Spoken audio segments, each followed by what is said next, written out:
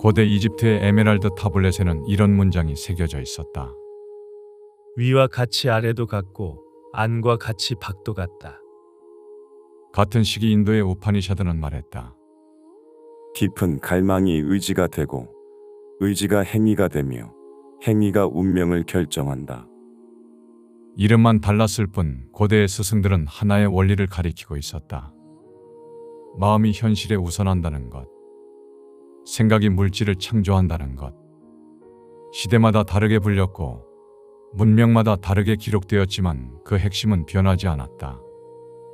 현대에 와서 그것은 끌어당김의 법칙이라는 이름을 얻었고 2006년 론다본의 시크릿을 통해 전 세계로 퍼져나갔다.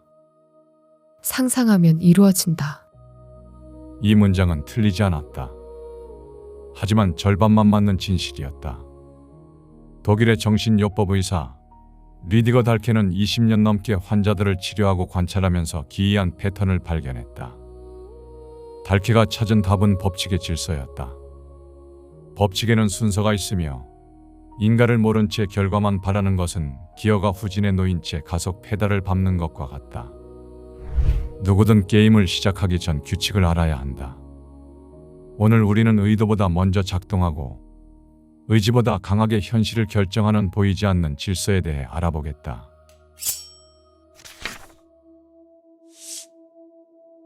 대립의 법칙. 나는 항상 악을 원하면서도 항상 선을 창조하는 힘의 일부다. 괴테는 파우스트에서 악마 메피스토의 입을 빌어 이렇게 말했다. 이 문장은 거꾸로도 성립한다. 선을 원하는 의지가 역설적으로 악을 만들어내는 힘이 될 수도 있기 때문이다. 인간은 문제를 발견하면 가장 먼저 제거하려 한다. 가난을 없애고 악을 없애고 폭력을 없애려 한다. 우리는 이것을 진보라 부르고 해결이라 믿어왔다. 무엇이 문제인지 규정하고 그 문제를 세계에서 지워버리면 상황은 나아질 것이라 믿어왔다. 세계는 언제나 둘로 나뉜 상태에서 인식된다. 빛이 있으면 어둠이 있고 높음이 있으면 낮음이 있으며 선이 있으면 악이 있다. 어느 하나도 반대 없이 홀로 존재하지 않는다. 우리는 대비를 통해서만 사물을 구분하고 이해한다. 손으로 무언가를 쥐기 위해 엄지와 나머지 손가락이 마주서야 하듯 인식 자체가 이미 대립 위에서 이루어진다. 대부분은 이 대립의 법칙을 의식하지 않은 채 살아간다. 마치 우리가 그림자를 의식하지 않은 채 살아가는 것처럼 말이다. 인간에게는 실제로 그림자가 있다. 그림자는 떼어내려고 한다고 떼어낼 수 있는 것이 아니다. 빛이 있는 한 그림자는 반드시 생긴다. 잠시 그늘로 들어가면 그림자가 보이지 않을 수는 있지만 그렇다고 그림자의 존재 자체가 사라지는 것은 아니다. 그림자는 조건에 따라 드러나거나 가려질 뿐 항상 함께 붙어 있는 상태로 존재한다. 대립의 법칙도 마찬가지다.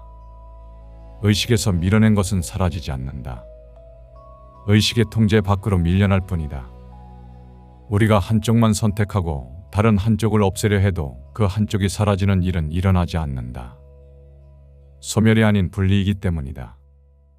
빛에만 몰두하는 태도는 그림자를 없애는 것이 아니라 보지 않으려는 선택에 가깝다. 그림자는 사라지지 않고 다른 형태로 남을 뿐이다. 이 세계에서 한 극을 제거하려는 시도는 언제나 역효과를 낳는다. 균형을 잃은 상태는 그대로 유지되지 않는다. 한쪽이 인위적으로 줄어들면 다른 한쪽은 자동으로 보정된다. 우리가 제거했다고 믿는 순간 세계는 다른 방식으로 그 극을 되돌려 놓는다. 공명의 법칙. 사람들은 종종 이런 경험을 한다.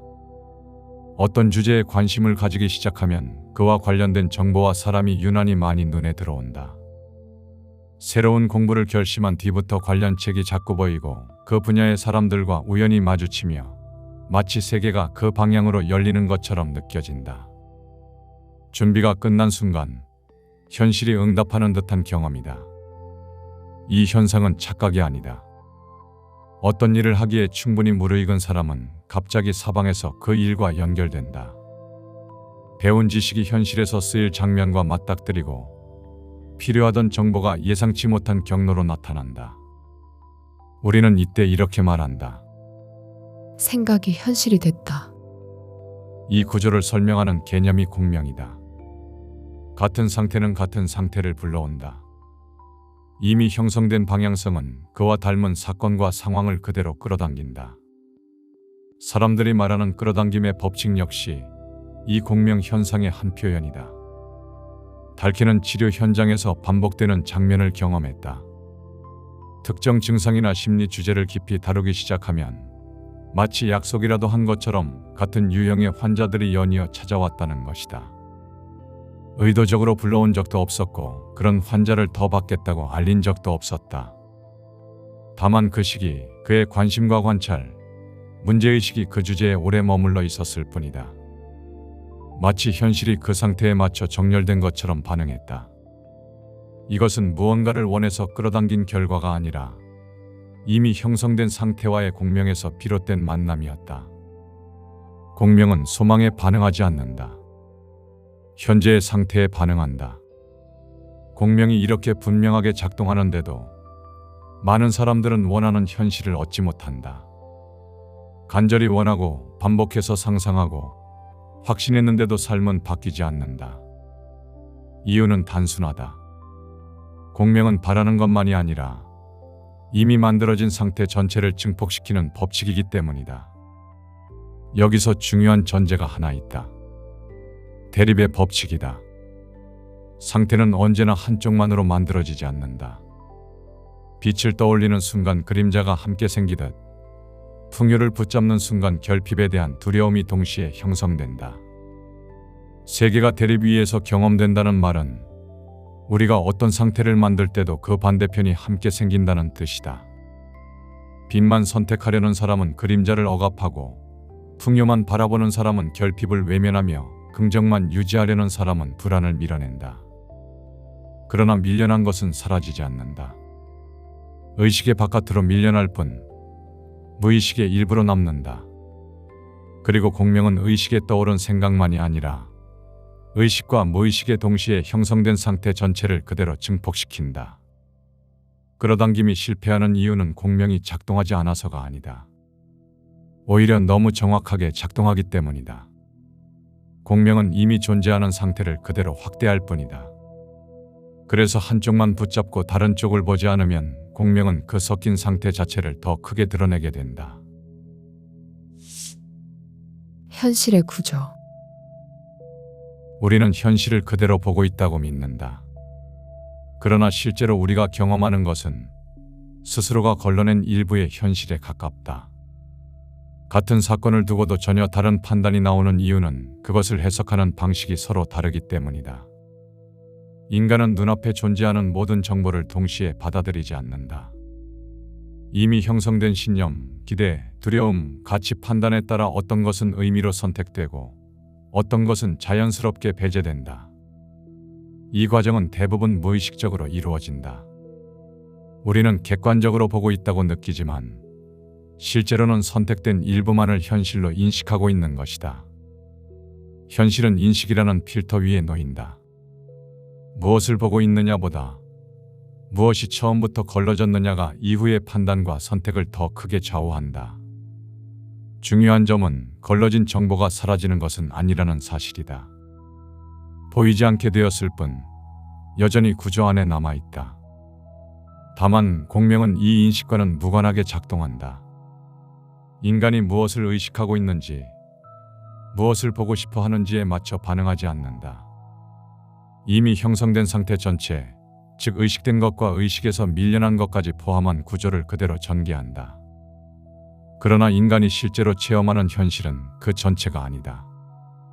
공명이 만들어낸 결과 중에서 인식의 의미로 받아들인 일부만이 현실로 경험된다. 그래서 사람은 자신이 선택해 인식한 장면만을 현실이라 여기고 나머지는 우연이나 외부 요인으로 처리한다. 하지만 이 지점에서 혼란이 발생한다. 인식은 선택적으로 현실을 받아들이지만 공명은 선택 없이 전체를 작동시킨다. 그 결과 의식적으로 바라보지 않으려 했던 요소들까지 현실에 드러나게 되고 우리는 왜 원하는 방향으로 흘러가지 않았는지를 묻게 된다. 문제는 이 인식의 구조가 쉽게 바뀌지 않는다는 데 있다. 한번 선택된 해석은 신념이 되고 그 신념은 다음 인식을 다시 제안한다. 새로운 정보가 나타나도 기존의 틀 안에서만 해석되거나 아예 보이지 않게 된다. 그래서 현실은 좀처럼 바뀌지 않는 것처럼 느껴진다. 실제로 변화가 없는 것이 아니라 인식의 구조가 같은 방식의 현실만을 반복해서 허용하고 있기 때문이다. 공명이란 시스템은 이 반복과 무관하게 작동하며 그렇게 형성된 상태를 결과로 되돌려줄 뿐이다. 결국 현실이란 우리가 현실이라고 받아들여온 인식의 누적이다. 의식과 전제. 의식은 생각보다 앞선다. 인식이나 해석이 만들어지기 이전 세계를 받아들이는 출발점에 가깝다.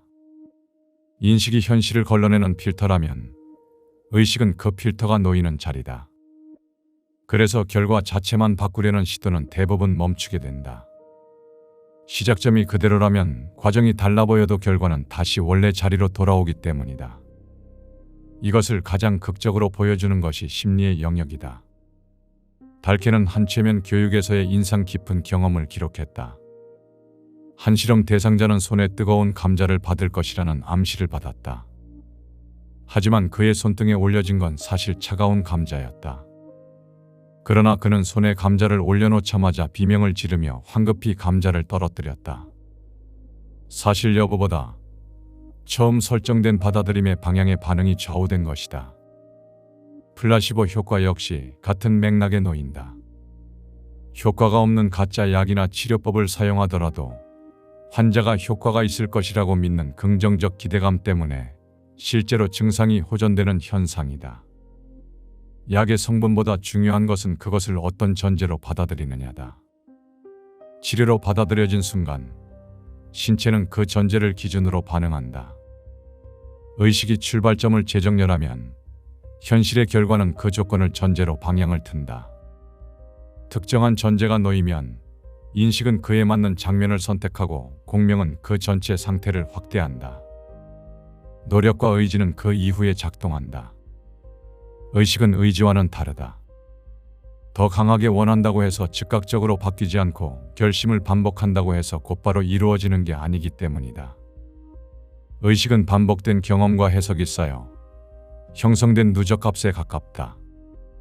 출발점인 의식을 그대로 둔 채 인식이나 행동, 결과만 조정하려는 모든 시도는 결국 제자리로 되돌아오게 된다. 법칙의 질서. 모든 법칙은 동시에 작동한다.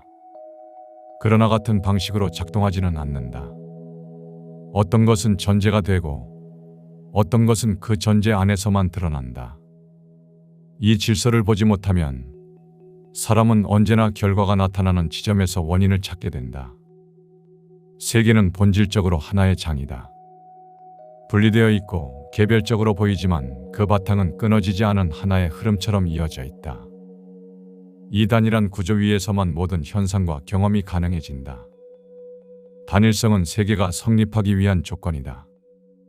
이 하나의 구조가 경험으로 드러나기 위해 나타나는 방식이 대립이다. 대립은 하나의 장이 대비를 통해 인식되는 방식이다. 빛과 어둠, 있음과 없음, 긍정과 부정은 서로를 통해서만 진정한 의미를 갖는다. 대립은 세계가 경험되는 방식이다. 이 구조를 바라보는 위치가 의식이다. 같은 장 위에 있어도 어디에 서 있는가에 따라 보이는 장면은 달라진다. 의식은 세계를 해석하기 이전의 관점이다. 이 관점이 이후에 어떤 해석이 가능해질지를 암시한다. 인식은 그 관점에서 잘려나온 해석이다. 의식이 허용한 범위 안에서만 인식은 작동한다. 무엇을 의미로 받아들이고 무엇을 배경으로 밀어낼지는 인식의 선택이다. 같은 사건 앞에서 누군가는 기회를 보고 누군가는 위협을 본다. 차이는 사건이 아니라 허용된 인식의 범위에 있다. 공명은 이 상태가 되돌아오는 방식이다. 공명은 무엇을 만들어내지 않는다. 이미 형성된 전체 상태를 그대로 증폭시킬 뿐이다. 어떤 상태가 증폭될지는 공명이 정하지 않는다. 의식의 관점, 인식의 선택, 그리고 그 바탕에 놓인 대립 구조가 먼저 작동한다. 공명은 그 결과를 빠르고 선명하게 되돌려줄 뿐이다. 세계는 의도를 판단하지 않는다. 다만 작동할 뿐이다. 한쪽만을 바라봐도 그림자는 언젠가 모습을 드러낸다. 일부만을 현실이라 불러도 잘려나간 나머지는 결국 돌아온다. 사라진 것이 아니라 보지 않기로 한 것들이기 때문이다. 세계는 그대로다. 다만 우리가 서 있는 자리가 다르게 보이게 할 뿐이다. 영상의 일부 내용은 책 보이지 않는 질서와 지식의 서재 개인 견해를 담았다. 이 책에 소개된 법칙들은 삶을 통제하기 위한 도구가 아니라 삶을 다시 바라보게 만드는 장치에 가깝다. 리디거 달케는 우리가 무엇을 당연하게 전제해왔는지를 되묻는다.